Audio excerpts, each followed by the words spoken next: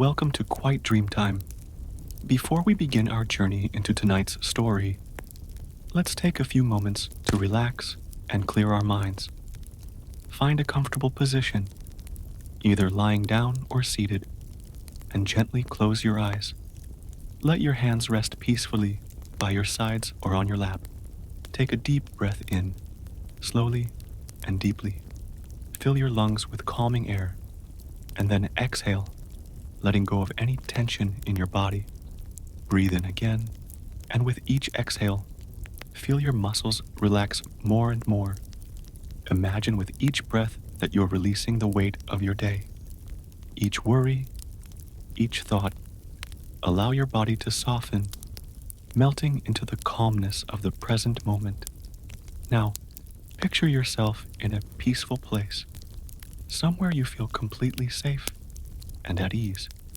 It could be a quiet beach, a gentle forest, or a soft meadow.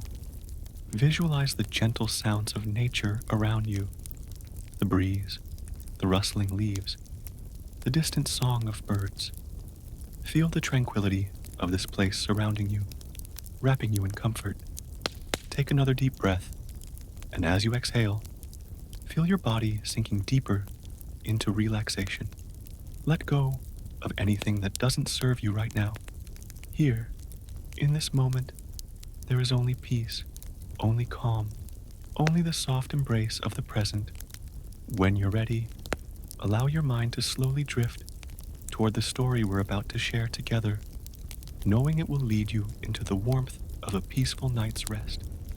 Take one final deep breath in and out. Welcome to Quiet Dream Time. Let the magic of this moment guide you into a restful sleep.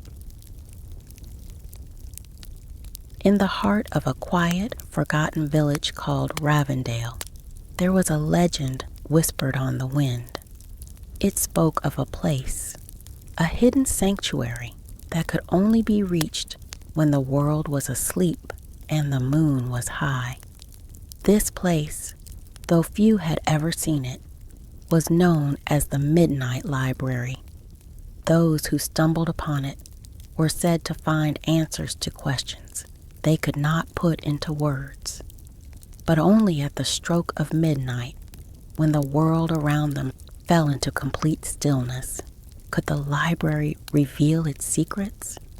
Ravendale itself was a sleepy little village with cobbled streets that twisted like ancient rivers, lined with ivy-clad cottages and fragrant bakeries.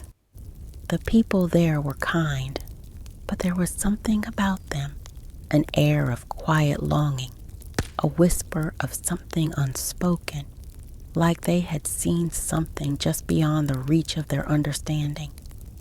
It was a village where time moved slowly, yet it also felt as if time itself was holding its breath. One bitterly cold winter evening, a traveler arrived in Ravendale. His name was Eli. He had been wandering for years, across seas, through cities, over mountains. His feet were tired, his heart restless, and his mind filled with 1,000 unanswered questions. He was a man in search of something, but he wasn't sure what that something was. Peace, a sense of purpose, or perhaps an answer to why he had never felt fully at home anywhere. Eli had no destination, no place to call his own. He carried the weight of unspoken questions, the kind of questions that gnaw at the edges of your soul but don't have answers. He'd searched for meaning, for connection, but had found only fleeting moments of comfort. Nothing had ever truly stuck. As he wandered into Ravendale on that cold night, something about the village tugged at him, something that made him feel as though he were standing on the edge of something important, though he couldn't quite name it. He found a small, modest inn and settled in for the night. The flickering firelight cast shadows on the walls as he sat at a wooden table, lost in thought. The villagers greeted him warmly, but there was a quiet, almost reverent tone to their interactions. They didn't ask questions. They didn't pry. It was as if they too knew something he didn't. At precisely midnight, as the world outside fell into a hushed stillness, Eli felt a strange shift in the air. The quiet of the night deepened, and with it an unfamiliar pull, something like a beckoning. It was as though the very fabric of reality had softened, offering a glimpse into something hidden. His heart began to race. There was no reason, no logic for what he felt, but the call was undeniable. Without a second thought, he rose from the table and stepped outside into the cold. The mist was thicker now, swirling around his feet like a living thing. It crept along the cobblestones, blurring the edges of the world. As he walked down the winding streets, he couldn't shake the feeling that something was drawing him towards the heart of the village. His footsteps were muffled by the mist, and the silence around him felt almost sacred. The only sound was the distant chiming of the clock tower, marking the passage of midnight. And then just ahead, he saw it, the Midnight Library. It stood in the heart of Ravendale, its towering form obscured by thick ivy, its weathered stone walls speaking of ages long past. Its great wooden doors, darkened with age, stood slightly ajar as though inviting him in. Eli felt his breath catch. How had he never seen it before? It was impossible. It had to have been here all along, but there was no denying it now. The library was waiting. A soft, golden light spilled from the cracks in the door, casting an ethereal glow on the cobblestones. For a moment, Eli hesitated. Could he really enter? Was this some strange dream? Or had he finally stumbled upon the very place he had been unknowingly searching for? The answer came before he could voice the question himself. A figure appeared at the door, silhouetted against the light. It was a woman, tall and regal, with silver hair flowing like moonlight, and eyes that seemed to hold the depth of centuries.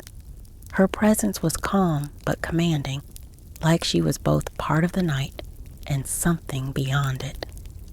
"Welcome," she said, her voice a soft echo of ancient wisdom. "You've been expected." Eli blinked in surprise.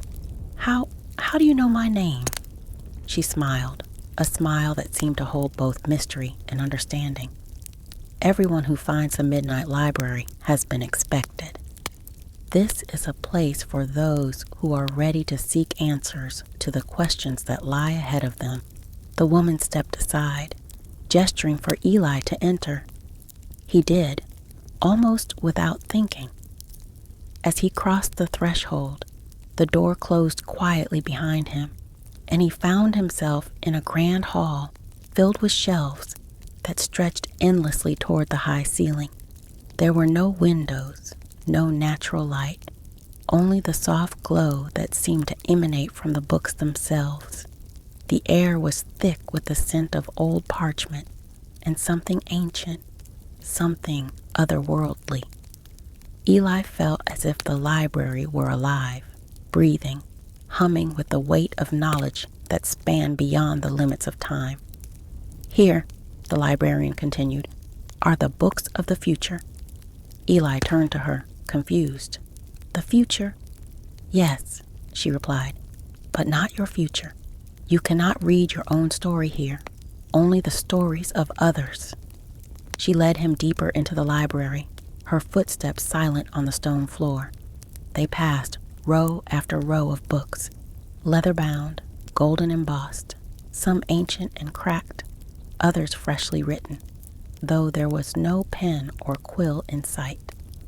"You see," she explained, "each book here holds a life that has yet to unfold. The future is a fluid thing, shaped by the choices we make. The lives you will read are not preordained. They are potentialities, paths that could be taken depending on the choices made." Eli was mesmerized by the sight, overwhelmed by the sheer vastness of the library. How do I choose which book to read? The librarian nodded toward a row of books near the back. The books will call to you. You will know when you find the one that speaks to you. Eli approached the row she indicated. As he passed his fingers over the spines, he felt a strange sensation, as though the books themselves were alive, pulsating with energy. Then one book, smaller than the others, seemed to vibrate under his touch. It had a cover of deep violet, its title, The Story of the Unspoken Dream. He pulled it from the shelf and opened the first page. The moment he did, the world around him dissolved. He was no longer in the library, but standing in a small, dimly lit room. A woman sat before an easel, paintbrush in hand. Her name was Elara, and her hands were stained with vibrant colors. She stared at the blank canvas before her, but it wasn't the canvas that held her attention. It was the quiet ache in her chest, the regret that had followed her for years. She had always wanted to be a painter, but when the time had come to follow her dream, life had intervened. Family expectations, responsibilities. She had put them all first, burying her art beneath the weight of duty. Now, she stood on the brink of her 40s, her paintbrush more of a memory than a tool, her dreams fading like distant stars. As Eli read, he felt her longing, her grief, her unspoken dreams. He saw her struggle with the choice she had made long ago, the choice to abandon her passion for the sake of others. But the story didn't end in despair. As Elara began to paint once more, she didn't seek fame, nor did she expect recognition. She painted for herself, for the joy of creation, for the peace it brought her soul. Slowly, she rediscovered the joy of her art. It was not the life she had imagined, but it was hers. Eli closed the book and sat for a moment, his heart heavy with the weight of her story. He didn't know why, but it had changed something inside of him. The questions that had been gnawing at him seemed to fade away. It wasn't about the answers, he realized. It was about the choices he had already made and the peace that came from accepting them. The librarian appeared beside him. "Did you find what you sought?" Eli looked up at her, a soft smile crossing his face. I think I found the peace I was looking for, though not in the way I expected." She nodded, her eyes filled with knowing. That is the gift of the Midnight Library. Not all who come here find the answers they think they seek, but they leave with the understanding they need. Eli stood and returned the book to its place on the shelf. As he left the library, the first rays of dawn began to streak across the sky, painting the world in soft shades of gold and rose. He had found no grand revelations, no answers to his biggest questions, but he had found something more valuable, the understanding that the journey, the choices, and the acceptance of them were enough. The Midnight Library faded into the mist behind him, its doors closing quietly as the sun rose. And for the first time, Eli didn't feel lost. He felt at peace, knowing that he was exactly where he was meant to be.